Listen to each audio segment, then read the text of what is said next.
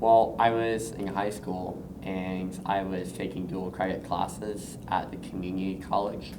And this is when I was like 16 years old because it was dual enrollment.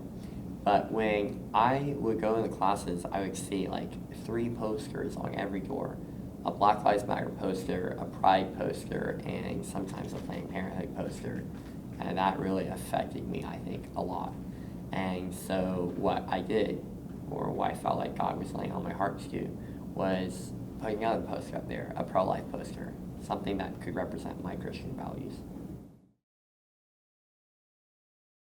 Well, starting the pro-life club was really difficult because I had applied, like any other club would, to the college faculty, and they would not get back to me at all. I would email them 5 times a week, show up at their office 3 times a week, call them once a day, and they would never reply. They just wouldn't respond. And then eventually they say, okay, we know you've done everything, but we're just waiting. And I'm like, waiting on what?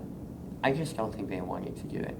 So in the meantime, I would go to other clubs on campus and ask, hey, I'm trying to start a pro-life group. Could I leave a presentation at your college club campus meetings?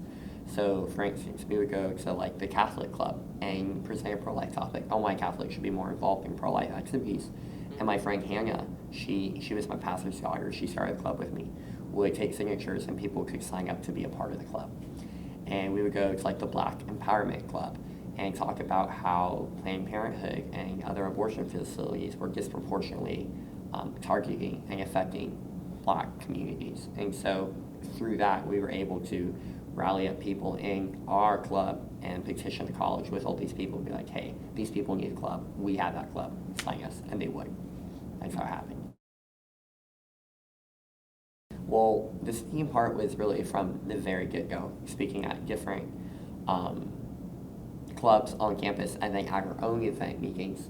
And then we got to go and do community things as well. We got to go to Planned Parenthood and be able to help people going in there to find another option. And that's where we got to share our pro-life story with the community directly.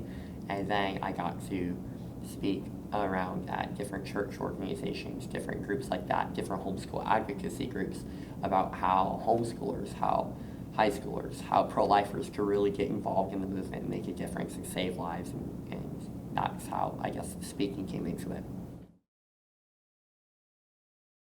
Well, I think the greatest success was just seeing people's minds change and their hearts open up to something truly beautiful. There's this one girl, her name was Margarita, and she came to a lot of our classes in the fall semester. And by the spring semester, when we were sharing some of our stories, like our pro-life stories, she said, this club changed my life. Like before, I was on the fence about the issue, but now I'm pro-life, and I'm always pro-life. I have the truth now. And she would say that again and again. She's like, I have the truth. I'm never going back. And I think I define success in terms of people. And to see someone's life completely change and their heart open and their whole life be affected for the better, that was the biggest success.